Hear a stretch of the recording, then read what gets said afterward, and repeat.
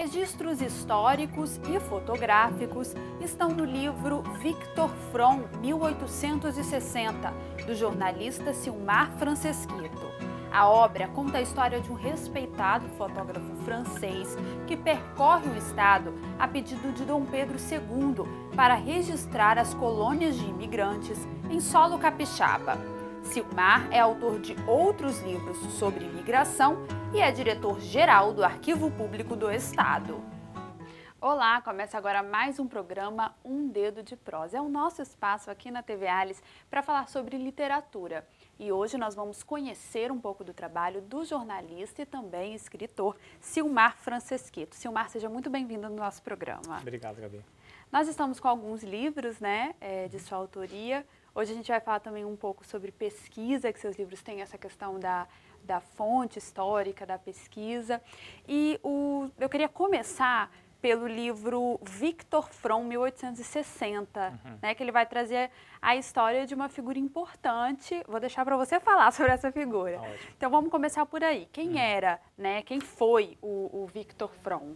Então, o Victor From era francês, e ele, na França, ele atuava como subtenente do Corpo de Bombeiros, e por volta de 1850 ele se rebela contra o imperador Luís Napoleão III, que dá um golpe de Estado. Ele era republicano e amigo de Victor Hugo, do escritor famoso Victor Hugo, dentre outras personalidades da época.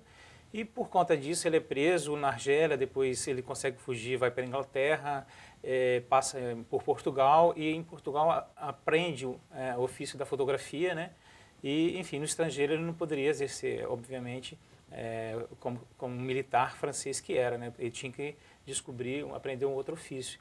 Ele aprende esse ofício da fotografia e depois cruza o oceano até vir ao Brasil. Chega aqui em 1856, ao Rio de Janeiro, onde monta seu estúdio fotográfico. Essa é a história do Victor From. Mas além dele de ser um fotógrafo, como tinham vários já fotógrafos no Brasil, grande parte deles estrangeiros, alguns brasileiros, isso em 1860 já, ele também tinha um propósito, ele tinha um projeto muito grande, que era o de fazer publicações com as fotografias que ele produzia. E no Brasil ele montou um projeto junto com um amigo escritor, o Charles Ribeyrolles, que também era republicano, também foi exilado e veio para o Brasil. Ele montou esse projeto de publicação desse livro chamado Brasil Pitoresco. Ele consegue fazer esse primeiro volume, vamos dizer assim, sobre o Rio de Janeiro, sobre a província do Rio de Janeiro, e publica em 1859 esse volume, que é considerado o primeiro livro de fotografia da América Latina. As fotografias eram produzidas e os originais eram enviados à França, e na França elas eram litografadas, Ou seja, elas eram, na verdade, desenhadas em um suporte, uma pedra, lito é pedra, com lápis especial gorduroso, e era uma cópia quase que fiel realmente à fotografia, para que ela pudesse ser impressa através dessa pedra e ser impressa no papel. Era dessa forma. É interessante essa observação da litografia, porque como se fazia uma cópia quase fiel, quem fazia a cópia poderia estar aí extraindo alguma coisa desinteressante da foto, ou então anexando algo na fotografia, Ou seja, o processo de impressão já nasceu com um Photoshop lá no passado, A gente chama de Pedra Shop nesse caso. Uma brincadeira que a gente fez aí ao estar discutindo essa questão. Então, esse era o processo. Essa era a história do Victor From. Antes ele também tinha atuado na Marinha da França, antes de vir para o Brasil. Agora, no livro, Silmar, você resgata um pedaço da vida dele, que ele fez uma viagem para o Espírito Santo, não foi isso? Eu fiz esse preâmbulo para entender esse livro de fotografia, que é o Brasil Pitoresco, porque ele vem ao Espírito Santo 7 meses depois da vinda do imperador Pedro II. Mais um parênteses aqui para falar do Dom Pedro II no papel da fotografia. Quando a fotografia se descobre a fotografia, se divulga oficialmente em 1839, 5 meses depois, em janeiro de 1840, vem um francês chamado Louis Comte e traz ao Rio de Janeiro um aparelho chamado daguerreótipo, que nem tinha nome de fotografia, e faz 3 daguerreótipos, 3 fotografias da Praça do Paço, onde estava o imperador, onde morava o imperador. Então ele tinha 14 anos.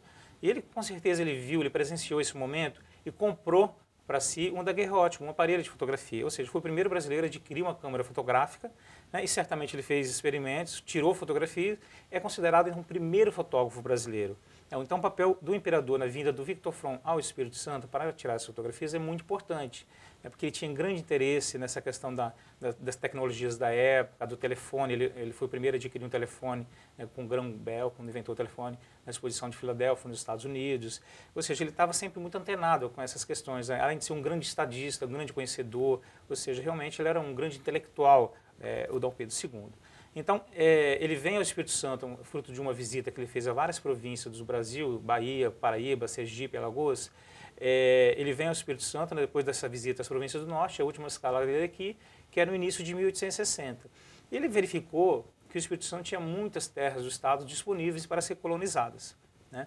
Então, uma das atitudes que ele tomou foi o seguinte: bom, vamos contratar o fotógrafo, ele já está com esse projeto de fazer uma publicação. Eu contrato o fotógrafo, que eu peço através do governo imperial para contratar o Victor From, ele vem, faz as fotografias aqui e a gente depois imprime nesse livro e divulga o Espírito Santo na Europa. O objetivo era trazer mais imigrantes para colonizar essas florestas do interior capixaba.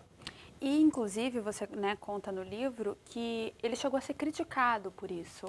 Exatamente. Né? Então, o imperador que toma essa iniciativa de contratar o Victor From, e o Victor From é pago com recursos do Departamento Geral de Terras, que era responsável por cuidar das colônias no Brasil, né, chamadas colônias imperiais. Aqui no Espírito Santo a gente tinha a colônia de Santa Leopoldina, né, até 1860, e a colônia de Santa Isabel, né, foi fundada antes.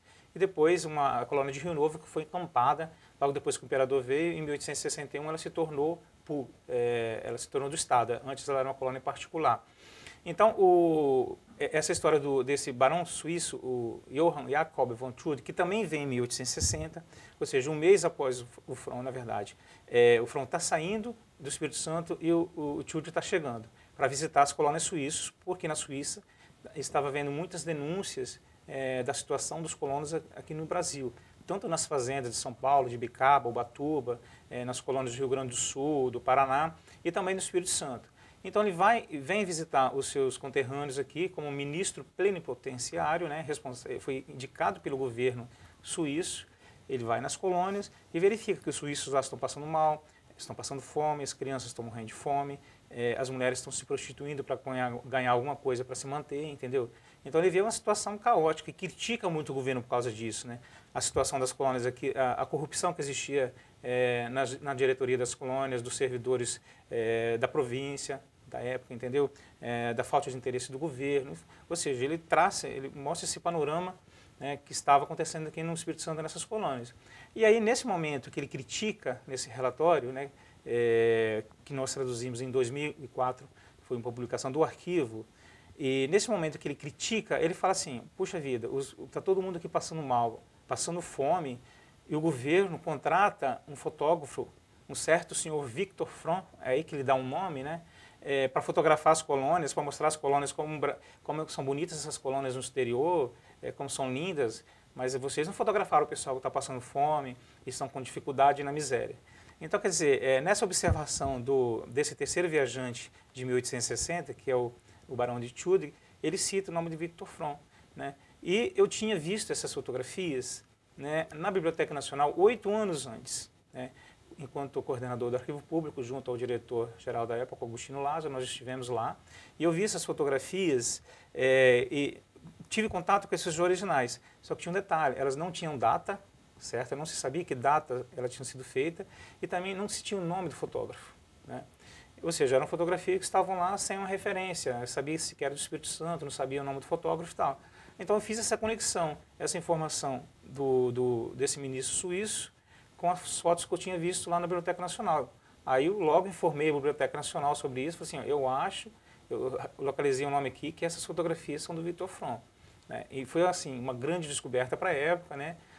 O responsável pelo setor de fotografia, que também é um grande pesquisador de fotografia, um doutor em fotografia, ele me convidou para fazer um artigo na revista Nossa História, da Biblioteca Nacional, e depois estive lá pessoalmente revendo as fotos, né, junto com uma pesquisadora, uma historiadora importantíssima, a Lígia Segala, que é a doutora que fez toda a biografia do Victor From, esteve na França. E detalhe, ela esteve na França e pesquisou no Brasil. Ela não conseguiu localizar sequer um original dele, nem na França e nem no Brasil. Então, por isso foi uma grande descoberta, porque identificar o nome do Victor Fromm como autor das fotografias do Espírito Santo era também descobrir a primeira fotografia, mas o primeiro conjunto de imagens originais do fotógrafo, ou seja, que estavam guardadas na Biblioteca Nacional e não se sabia que era dele. E você fala também um pouco no livro, Silmar, sobre a própria fotografia, né, as próprias técnicas que ele utilizava. Porque a gente tinha um início, né, da fotografia na época, uma parte ainda inicial com relação à tecnologia, né? E ele tinha que levar um verdadeiro arsenal para poder tirar as fotos, né? Não é isso? Como que funcionava? Então, esse trabalho ele é importantíssimo também nesse sentido. É um trabalho pioneiro nesse sentido. Porque tinham vários fotógrafos na época, em várias cidades e tal. E em Vitória, assim, não se conhecia nenhum tipo de estúdio fotográfico, não se conhecia nenhum tipo de produção fotográfica aqui no estado ainda. Por isso que elas são consideradas as mais antigas fotografias do Espírito Santo, até hoje, e continuamos a considerá-las. E por quê? Ele tinha um estúdio no Rio de Janeiro, mas para você ser fotografado, você tinha que ir ao estúdio, né? Você posava lá, ficava parado lá durante um tempo necessário. Ele fazia a revelação do negativo, depois fazia a revelação da fotografia no estúdio dele. E para você fazer fotografia fora dos estúdios era muito complicado. Você tinha que carregar, além de carregar todos os equipamentos, a máquina fotográfica, tripé, ou seja, todos esses aparatos, você tinha que carregar também todo o laboratório fotográfico. Quer dizer, a parte de revelação, né? A parte de revelação, ou seja, você tinha que carregar uma barraca, né, para você montar a barraca, onde você fizesse a imagem. Ou seja, se você fosse no Comendo da Penha, tinha que montar lá. Se você for, como ele foi a Santa Leopoldina, ele teve que montar lá. Em Domingos Martins, lá na Colônia de São Isabel, ele teve que montar lá. Em cada lugar que ele fazia fotografias, ele tinha que montar esse aparato. Com os produtos químicos, né, com as bandejas, ele separava, ele media, ele colocava separadinho ali, pronto para revelar. Além disso, ele tinha que preparar um negativo. O negativo não vinha pronto, o negativo era uma placa de vidro enorme, né? As máquinas fotográficas eram grandes e a placa de vídeo grande. Essas fotografias originais eram 16 centímetros por 23 centímetros, né, de largura e 14 por 22. Então, ele preparava o negativo na hora. Ele pegava o vidro, antes a máquina já estava colocada no local, ele pegava o vidro, jogava uma substância chamada colódio, a gente chama de colódio úmido, que tinha também uma parte de éter, né, que evapora rapidinho. O colódio era uma substância ligante. Depois, no escuro, ele jogava o nitrato de prata, né, que é uma substância que é sensível à luz. Então, ele tinha que fazer isso no escuro, dentro da barraca. Depois, ele protegia essa placa de vidro, né, colocava no chassi, levava até a câmera fotográfica, colocava atrás da câmera fotográfica, né, e já estava preparado. Ele só tirava uma parte da frente do chassi, né, ou seja, mais protegida ainda da luz, e depois se preparava para fazer a captura da imagem, fazia o foco, apurava o enquadramento e tirava, destampava a lente, né, e deixava ali o tempo que fosse necessário. Podia ser 1 minuto, poderia ser 10 segundos, poderia ser 2 minutos, dependia da intensidade da luz, né. Por isso que ele utilizava muito as luzes do meio-dia, entre 11 horas e 1 hora da tarde, porque era mais intensa as luzes, era mais fácil para ele estar produzindo essas imagens. Então, assim, exigia um aparato muito grande. Então, ele é pioneiro nesse sentido. E essas fotografias do Espírito Santo, por exemplo, em São Paulo não tem um trabalho nesse sentido, nem em Minas Gerais, tá? Silmar, a gente tem mais assunto pela frente, mas a gente vai fazer um pequeno intervalo, tá bom? Okay. Bom, o programa Dedo de Prosa vai fazer um breve intervalo, mas a gente já volta, não saia daí.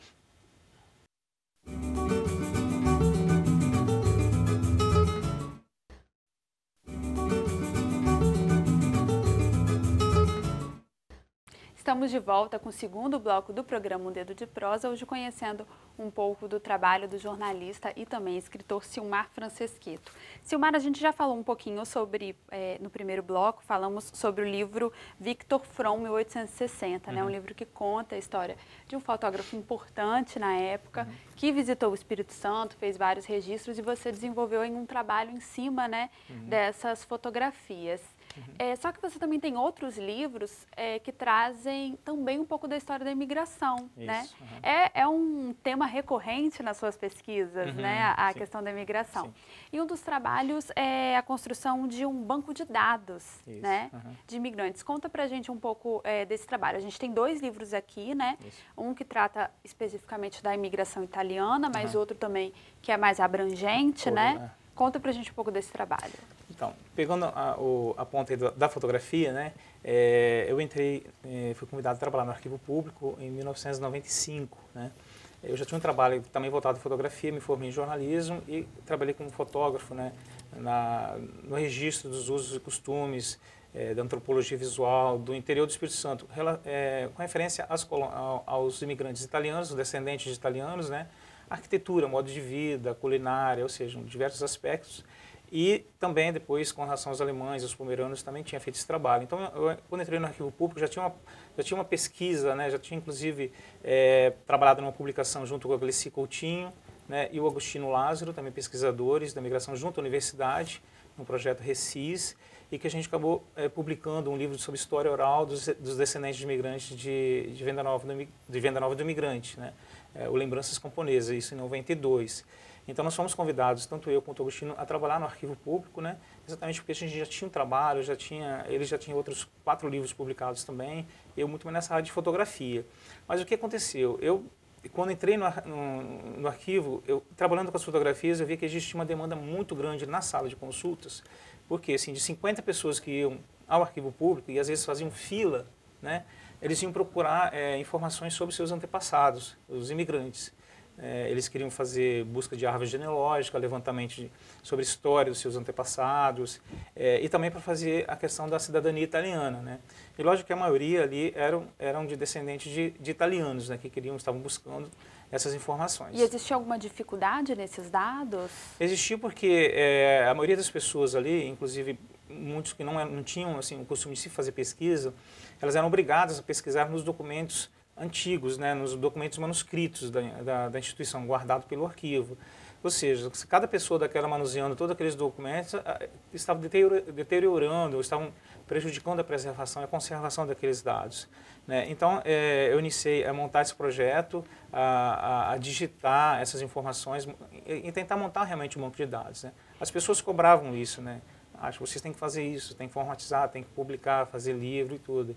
E atendendo essas pessoas ao longo desse tempo, eu trabalhei diretamente na sala de consulta durante 2 anos, atendendo essas pessoas diretamente, fazendo esse contato e, ao mesmo tempo, desenvolvendo esse projeto. Iniciamos com os italianos, né, porque era uma demanda muito forte, né, muito grande, e logo os alemães chegaram, não, mas vocês também têm que fazer dos alemães. Então, englobamos os alemães, depois vieram os holandeses, suíços, os sírio-libaneses, né, também espanhóis, portugueses, poloneses, ou seja, de diversas nacionalidades, né, os alemães com os pomeranos incluídos, né.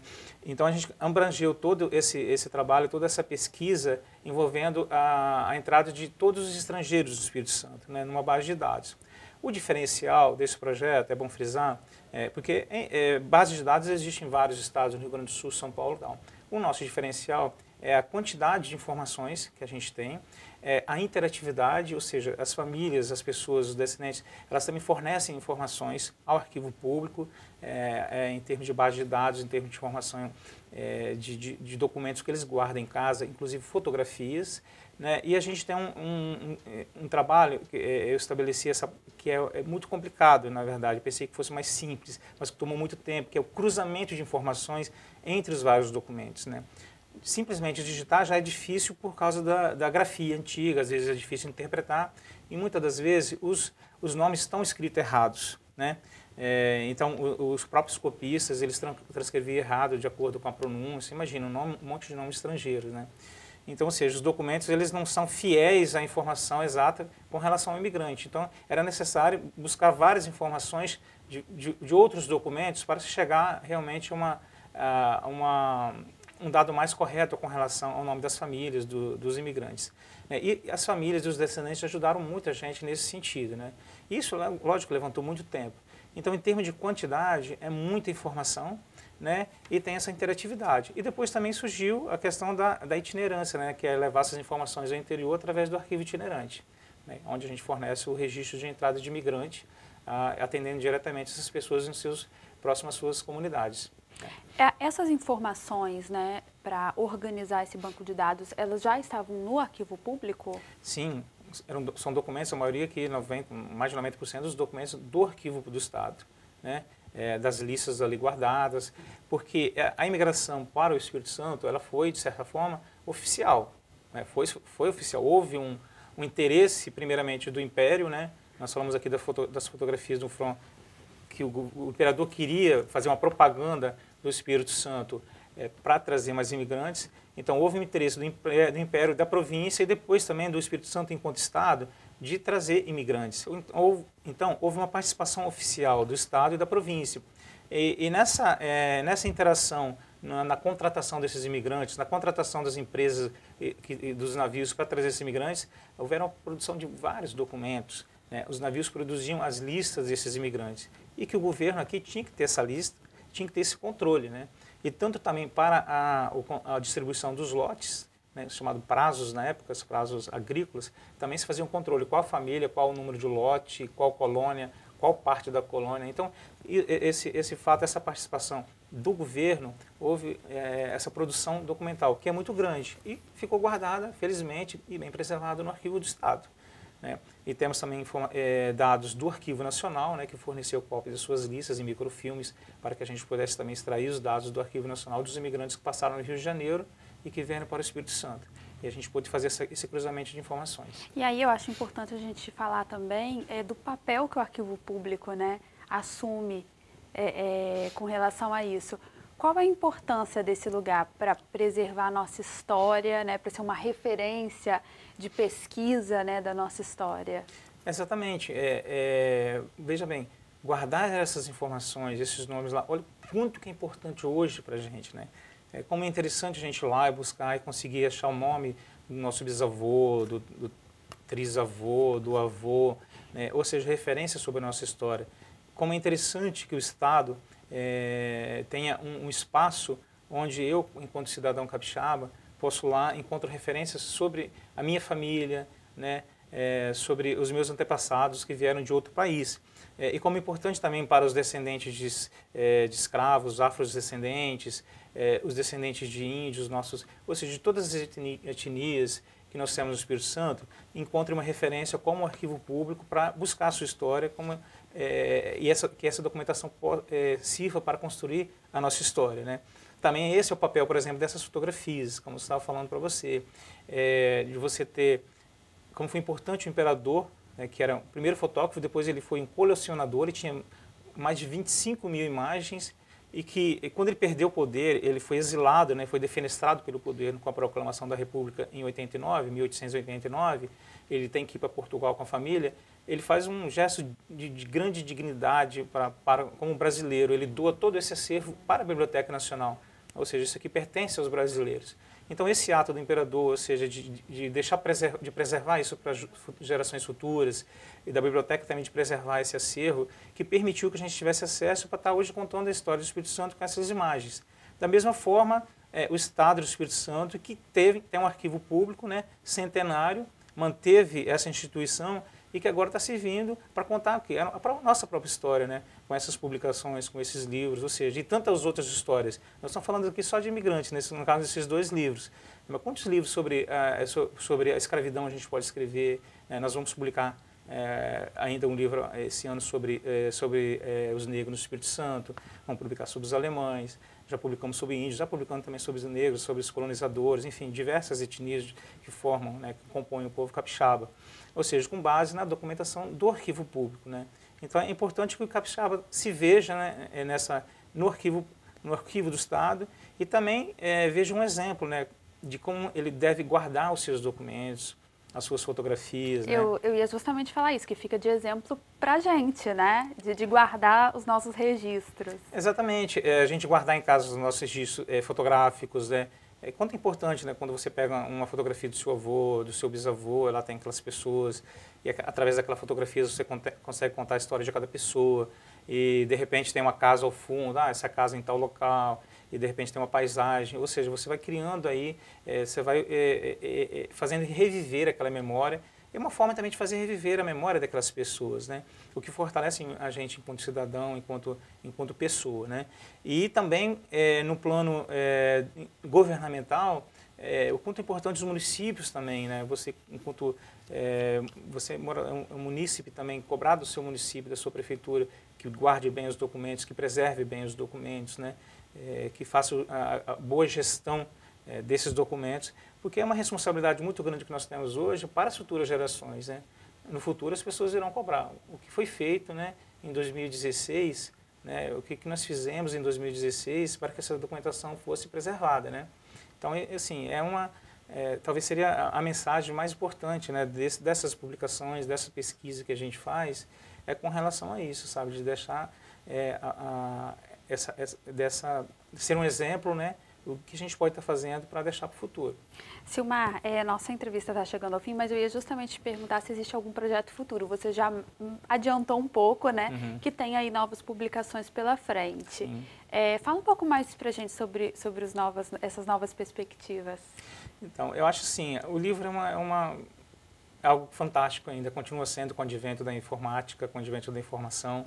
É uma preciosidade, né, que reúne aí essas informações e que a gente tem acesso e vai continuar por muito tempo ainda. Então, o Arquivo Público, nós temos a coleção Canaã e a gente vai continuar publicando obras com referência à história do Espírito Santo, aos povos do Espírito Santo, né, como já falei, Negros no Espírito Santo, do Kleber Maciel, a gente está fazendo a 2ª edição, Raízes da Imigração Alemã, do pastor Helmar Herke, né, que é um livro maravilhoso também sobre a migração alemã no Espírito Santo, índios no Espírito Santo também, a gente vai estar produzindo.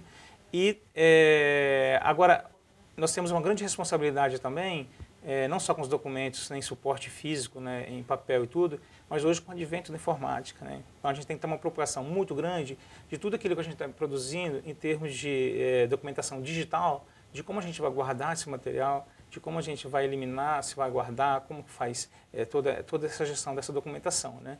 Porque quem já não perdeu uma documentação, né? Quem não perdeu tudo no computador, aí você tem que reescrever tudo de novo, enfim, é realmente uma memória que se perde. Então a informática veio para resolver uma série de questões para a nossa vida e está adiantando tudo, né? Em termos de busca de informação, de dados, mas a gente tem que ter essa preocupação, né? A arquivologia, os arquivistas se preocupam muito com isso. Como classificar, como guardar, qual é o melhor suporte, né? Então a gente está preocupado com isso. E uma visão de futuro do arquivo é realmente buscar digitalizar essas documentações antigas, né, esses documentos antigos, para que fiquem perpetuados para o futuro e que tenha fácil acesso, que todo mundo possa estar acessando e estar pesquisando essa documentação. É uma forma de enriquecer muito a nossa história. Com certeza, Silmar. E eu quero agradecer muito a sua presença aqui no programa, deixar nossas portas abertas para quando você tiver novidade, retorna para a gente conversar mais um pouco, tá bom? Tá bom, Gabi, eu que agradeço, tá? E também quero dizer que as portas do Arquivo Público, né, estão abertas, né, inclusive numa nova sede na rua 7 de setembro, entendeu? Uma grande conquista nossa que nós tivemos, né, com o governador Paulo Hartung, a partir de 2005, nova sede ampla e protegendo a nossa documentação. E aberta para todo mundo visitar. Aberta para todo mundo, exatamente. Bom, obrigada. O programa Dedo de Prosa de hoje termina aqui. Você pode sempre nos enviar sugestões. Nosso e-mail é tvales.es@gmail.com. Eu agradeço a sua companhia e continue com a nossa programação aqui na TV Alice, o seu canal cidadão.